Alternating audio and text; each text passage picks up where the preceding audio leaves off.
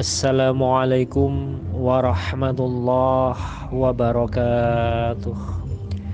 Alhamdulillah wa syukurillah wa nikmatillah. La haula wa la quwata illa billahil aliyil adim. Sallallahu alaihi Muhammad. Ada yang bertanya, Gus, apakah benar jika belajar ilmu hakikat makrifat akan membingungkan, membuleti, tersesat? Lalu kula jawab dengan sederhana, orang-orang yang belum dipahamkan, belum memahami, tentulah akan bingung. Orang-orang yang belum terwedarkan oleh sang guru akan buleti. Tersesat itu kan hanya di pikiran. Di filsafat, bagi yang hanya belajar teori atau hanya belajar konsep tanpa melakukan lakunya, tentulah akan menjurus tersesat. Jika nggak ada sang pembimbing jasad, yaitu mursyid, jika nggak ada sang pembimbing ruhani, yaitu guru sejati, tentulah akan bingung dan tersesat. Jika hanya mengandalkan logika, teori, tentu juga akan membingungkan dan bisa saja tersesat. Karena yang mampu nangkap daya ketuhanan itu adalah hati. Untuk masuk ke dalam hati, mempelajari hati, masuk ke dalam samudera ketuhanan, otomatis dibutuhkan laku. Bisa dengan wirid, bisa dengan dzikir ataupun warid. Nabiullah Muhammad sallallahu alaihi wasallam bersabda, "Awaludin ma'rifatullah." Awal dari agama, awal sempurnanya agama adalah dengan mengenal Sang Maha Pencipta, Sang Kholik, yaitu Allah. Ma'rifatullah, mengenal Allah.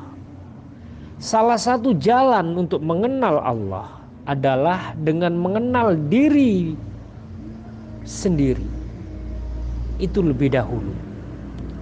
Man arafa nafsahu, barang siapa yang mengenal dirinya sendiri, menemukan diri sejati, faqad arafa rabbahu, maka akan mengenal Tuhannya, mengenal Sang Penciptanya.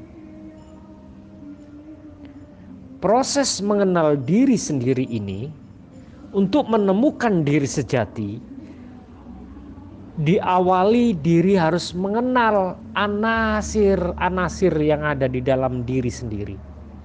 Atau istilahnya berlapis-lapis yang ada di dalam diri sendiri. Diri harus bisa membedah apa saja unsur-unsur yang ada di dalam diri. Unsur diri itu dikelompokkan menjadi dua, yaitu unsur dohir badan ini, unsur batin. Unsur dohir diri adalah raga, nafsu, akal. Unsur batinia adalah ruh, rasa atau sir, nur, cahaya, jat atau daya hidup. Dari unsur dohir tersebut, jika digabung jadi 7 lapis unsur diri. Dan ini di dalam ilmu tasawuf disebut dengan martabat 7, yaitu raga, nafsu, akal, ruh, nur, jat. Macam-macam nafsu. Ada nafsu aulamah, nafsu amaroh, nafsu sufiyah, nafsul mutmainnah. Unsur tanah jadi aulamah, unsur api jadi amarah, unsur angin jadi sufiyah, unsur api jadi mutmainnah. Dan nafsu ini akan ditali, dikendalikan oleh unsur akal. Raga, nafsu, akal inilah unsur johir diri. Unsur ruh berasal dari ruhullah, ruh Allah, ditiupkan masuk dalam diri, menjadi ruh diri pada jasad. Ketika menghidupi tubuh dinamakan nyawa. Gerakan nyawa, proses penghidupan unsur-unsur diri disebut nafas. Ruh ini akan menghidupi 7 anasir lapis tadi. Ketika menghidupi raga disebut ruh jasmani. Ketika menghidupi nafsu disebut ruh nafsani. Ketika menghidupi akal disebut ruh nabati. Ketika menghidupi ruh itu sendiri disebut ruh ruhani. Ketika menghidupi rasa disebut ruh sirri.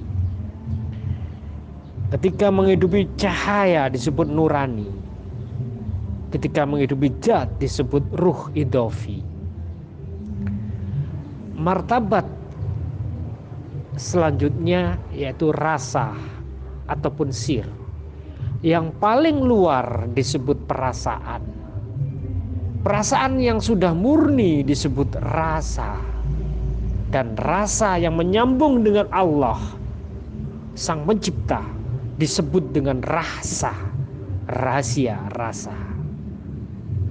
Ketika rasa ini berhubungan dengan unsur kebumian, raga, nafsu, akal, itu yang akan memunculkan yang disebut perasaan. Ketika kita sudah bebas dari itu, namanya rasa murni. Ketika menyambung dengan kelangitan, dengan Allah, maka disebut rasa, rahasianya rasa. Berhubungan dengan nur, itulah cahaya diri. Nurullah itu yang menghidupkan diri. Nur Muhammad itu yang membuat segalanya jelas, nampak, nyata.